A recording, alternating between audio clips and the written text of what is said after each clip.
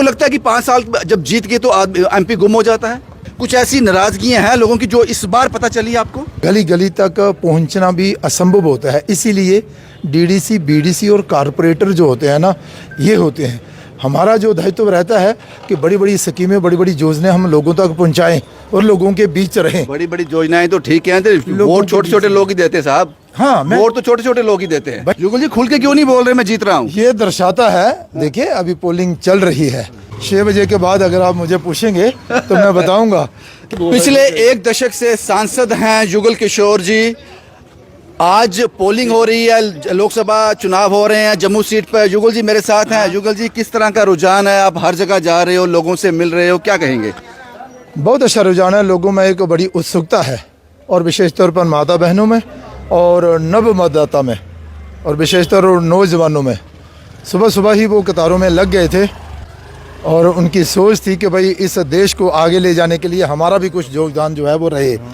इसलिए सुबह सुबह ही कतारों में लगकर उन्होंने बड़ी खुशी खुशी एक उत्सव के रूप में ये लोकतंत्र का पर्व जो था, इस पर अपना जो है मतदान किया। युगल जी, क्या लगता है कि आने वाले 5 साल हैं, युगल जी हैट्रिक कर पाएंगे? आपका रुझान जो है पता चल गया होगा, लोगों से बातचीत की, क्या लगा आपको? अच्छा लग रहा है, अच्छा लग रहा है। अब लोग जो है इस मतदान में बढ़ चढ़ कर हिस्सा ले रहे हैं। युगल जी खुल के क्यों नहीं बोल रहे मैं जीत रहा हूँ? ये दर्शाता है, देखिए अभी पोलिंग चल रही है। मैं आचार संहिता का कोई इधर उधर नहीं जाना चाहता, और 6 बजे के बाद अगर आप मुझे पूछेंगे तो मैं बताऊंगा कि ये जो जन सैलाब उमड़ कर आया है, इसने जो फैसला लिया है वो देश हित में लिया है। युगल जी, एक सवाल और है। आप इस बार काफ़ी आपने प्रचार किया, लोगों के बीच गए, गांव गांव, गली गली, हर कोने में आप पहुंचे। आपको लगता है कि कुछ ऐसी चीज़ें पिछले 10 साल में रह गई जो आपकी नॉलेज में नहीं थी, अगले 5 साल उसका ध्यान रखा जाएगा? कुछ ऐसी चीज़ें आपको लोगों से सुनने को मिली? नहीं, वो तो लोगों से जो शिकायत हमें मिल रही थी वो ये थी कि भाई गली नहीं बनी, नाली नहीं बनी, मेरा जे कहीं पानी की छोटी व्यवस्था, छोटी छोटी चीज़ों, वो एक कारपोरेटर, विधायक और बीडीसी डीडीसी के नाते ये काम है। लेकिन विशेष तौर पर 5-7 सालों से जो इलेक्शन जहाँ पर ना हुआ और जहाँ पर कोई विधायक नहीं है, जहाँ पर चुनी हुई सरकार नहीं है, तो वो भी कुछ मसले हैं जो प्रदेश लेवल पर करने वाले हैं।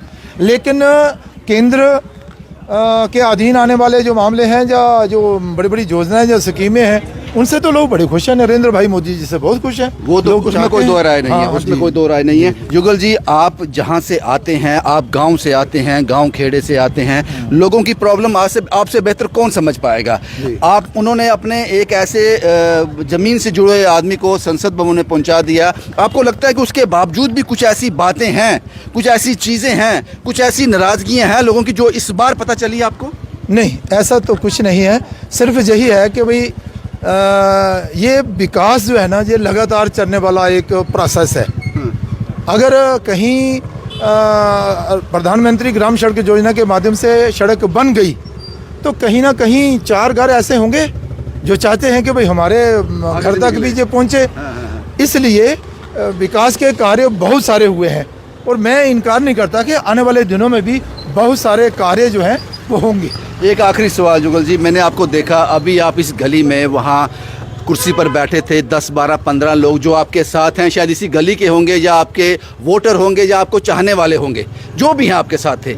आपको लगता है कि एमपी बनने के बाद भी अगर 3 महीने में एक बार, 4 महीने में एक बार ऐसा मौका आपको मिले लोगों के बीच जाने का, तो ये प्रचार करने की नौबत ही ना आए, ये प्रचार करने की ज़रूरत ही ना पड़े? आपको लगता है कि 5 साल जब जीत गए तो एमपी गुम हो जाता है? ये तो फिर आपको तभी पता चल सकता है, कभी आप इस फील्ड में आए तो फिर आपको पता चलेगा। That means मुश्किल है? है? नहीं, मुश्किल नहीं है। ये मेंबर पार्लियामेंट के नाते हमारा प्रयास होता है कि हम हर जगह पर पहुँचें, लेकिन गांव गांव, गली गली तक पहुँचना भी असंभव होता है। इसीलिए डीडीसी, बीडीसी और कारपोरेटर जो होते हैं ना, ये होते हैं। हमारा जो दायित्व रहता है कि बड़ी बड़ी स्कीमें, बड़ी बड़ी योजनाएं हम लोगों तक पहुंचाएं और लोगों के बीच रहें। बड़ी बड़ी योजनाएं तो ठीक है, वोट छोटे छोटे लोग ही देते साहब। हाँ, मैं वोट तो छोटे छोटे लोग ही देते हैं। वही मैं कह रहा हूँ, लोग वोट देते हैं। इन सारी सुविधाओं का लाभ जो है ना, अगर फ्लाईओवर बना रहे हैं तो इन्हीं लोगों के लिए हम बना रहे हैं। अगर कहीं हॉस्पिटल एम्स बना रहे हैं तो इन्हीं लोगों के लिए बना रहे हैं। अगर कहीं हम एयरपोर्ट और रेलवे स्टेशन का विस्तारीकरण करने इन्हीं के लिए कर रहे हैं। बंकर्स जो है बने हैं अपने भारत पाक सीमा पर, तो ये भी गरीब जनता के लिए हैं। 4 जून को हम आपका इंटरव्यू करने जा रहे हैं कि आइए मोस्ट 4 जून की वेलकम। बात कर रहा हूँ। ध्यान सुना आपने? ध्यान से मैंने क्या ध्यान से सुन लिया, मैंने आपका इशारा भी समझ लिया।